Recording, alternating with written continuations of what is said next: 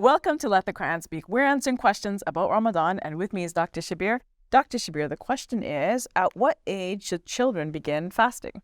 Yeah, so Sophia, there is no clear indication about this. What is very clear is that fasting is an obligation on adult Muslims. Okay. So the question that spins off from that is that at what age does the child become adult? And this is not specified in the Quran. The Quran speaks about children reaching the age of marriage, for example, but doesn't say what that age is in terms of years.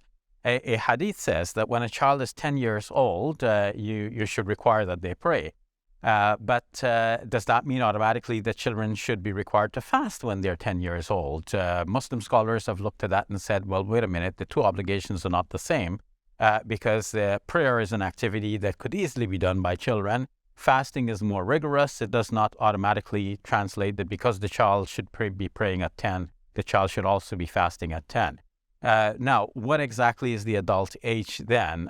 Well, in ancient times, people would have tried to think about when the children are ready for marriage. So, a girl has her first menstrual period, and then they think, okay, maybe she's ready for marriage now. So they might think, okay, she's adult now. A boy may report that he had a wet dream, and they might say, okay, well, now it looks like he's ready for marriage. So it looks like he has transformed from being just an innocent kid to now into adulthood. But there is also a difference between the level of physical, biological development and the level of mental development. The Quran speaks about people like children growing up to achieve like rushd, which means a level of discernment, a type of intellectual development. So these are all gray areas. And what we can say for sure is that, for one thing, we should not have our children fast too early if medical experts advise against that. Sure. Because we're not dealing with an obligation here from God that will clash with medical information.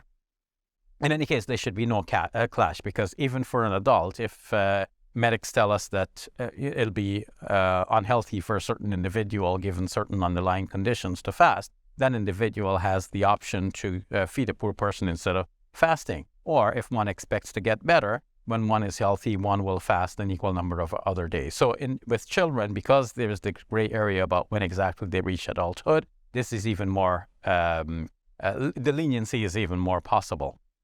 So we should follow the medical knowledge about this, and we should gradually introduce the children to fasting according to their age and their capacity. So when they're younger, maybe they just fast for a couple of hours. As they get older, we increase the number of hours almost with age, so that by the time they reach a level of development, both physically and intellectually, they can choose for themselves to fast as an obligation that they know is placed by God on adult Muslims. And of course, children want to play adults very early. So they want to say, yeah, I am, grown up enough to do that. So if they're ready to do that and they can physically withstand the rigors of fasting, then, we shouldn't stand in their way, but we should give them every bit of encouragement. Thank you for that, Dr. Shabir. You're welcome.